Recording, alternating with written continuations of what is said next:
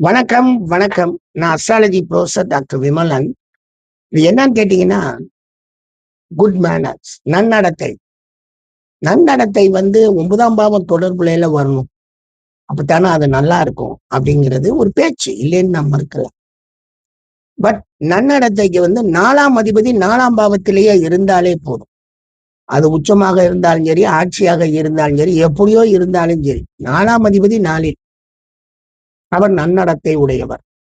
நல்லொழுக்கம், நல்ல சிந்தனை, அதன் மூலம் பெறக்கூடிய பணம், மரியாதையாக இருத்தல், தைரியமாக செயல்படுதல், யாரையும் ஏமாற்றாமல் இருத்தல் அப்படிங்கிறதுக்கு இந்த 4ஆம் பாவாதிபதி 4ல ஆட்சியோ அல்லது உச்சமோ பெற்றாலே நடக்குது.